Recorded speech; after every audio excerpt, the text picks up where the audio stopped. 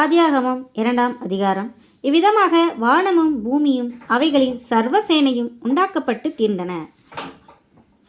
தேவன் தாம் செய்த தம்முடைய கிரியையை 7ஆம் நாளிலே நிறைவேற்றி தாம் உண்டாக்கின தம்முடைய கிரியைகள் எல்லாம் முடித்த பின்பு 7ஆம் நாளிலே ஓய்ந்திருந்தார். தேவன் தாம் சிருஷ்டித்து உண்டு பண்ணின தம்முடைய கிரியைகளை எல்லாம் முடித்த பின்பு அதிலே ஓய்ந்திருந்தபடியால் தேவன் 7ஆம் நாளை ஆசீர்வதித்து அதை பரிசுத்தமாக்கினார்.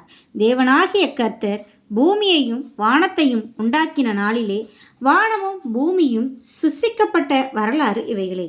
நிலத்தினுடைய சகலவித செடிகளும் பூமியின் மேல் இன்னும் உண்டாகவில்லை. நிலத்தினுடைய சகலவித பூண்டுகளும் இன்னும் முளைக்கவில்லை. ஏனெனில் தேவனாகிய கர்த்தர் பூமியின் மேல் இன்னும் மழையை பெய்ய பண்ணவில்லை.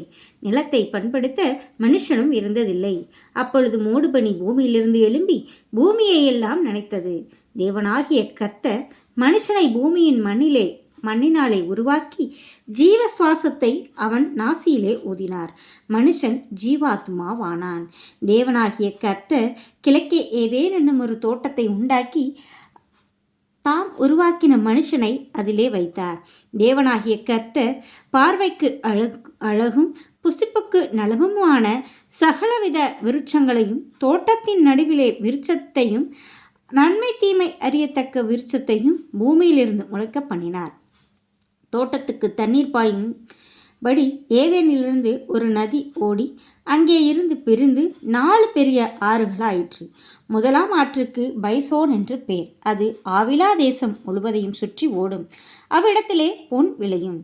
அந்த தேசத்தின் பொன் நல்லது. அவ்விடத்திலே பிதோலாகும் கோமேதக கல்லும் உண்டு. 2ஆம் ஆற்றுக்கு கீஹோன் என்று பேர். அது எத்தியோப்பியா தேசம் முழுவதையும் சுற்றி ஓடும். 3ஆம் ஆற்றுக்கு இதக்கேல் என்று பேர். அது அசீரியாவுக்கு கிழக்கே ஓடும். 4ஆம் ஆற்றுக்கு ஐப்ராத்து என்று பேர். தேவனாகிய கர்த்தர் மனுஷனை ஏதேன் தோட்டத்தில் அழைத்து கொண்டு வந்து அதை பண்படுத்தவும் காக்கவும் வைத்தார். தேவனாகிய கர்த்தர் மனுஷனை நோக்கி, நீ தோட்டத்தில் உள்ள சகல விருட்சத்தின் கனியையும் புசிக்கவே புசிக்கலாம். ஆனாலும் நன்மை தீமை அறியத்தக்க விருட்சத்தின் கனியை புசிக்க வேண்டாம். அதை நீ புசிக்கும் நாளிலே சாகவே சாவாய் என்று கட்டளையிட்டார். பின்பு தேவனாகிய கர்த்தர் மனுஷன் தனிமையாய் இருப்பது நல்லதல்ல, ஏற்ற துணையை அவனுக்கு உண்டாக்குவேன் என்றார். தேவனாகிய கர்த்தர் வெளியின் சகலவித விருட்சங்களையும் ஆகாயத்தின் சகலவித பறவைகளையும் மண்ணினாலே உருவாக்கி ஆதாம் அவைகளுக்கு என்ன பெயரிடுவான் என்று பார்க்கும்படி அவைகளை அவனிடத்தில் கொண்டு வந்தார். அந்தந்த ஜீவஜந்துக்கு ஆதாம் எந்தெந்த பெயரிட்டானோ அதுவே அதற்கு பெயராயிற்று. அப்படியே ஆதாம் சகலவித நாட்டு மிருகங்களுக்கும் ஆகாயத்து பறவைகளுக்கும் சகலவித காட்டு மிருகங்களுக்கும் பெயரிட்டான். ஆதாமுக்கோ ஏற்ற துணை இன்னும் காணப்படவில்லை. அப்பொழுது தேவனாகிய கர்த்தர் ஆதாமுக்கு அயர்ந்த நித்திரையை வரப்பண்ணினார். அவன் நித்திரையடைந்தான்.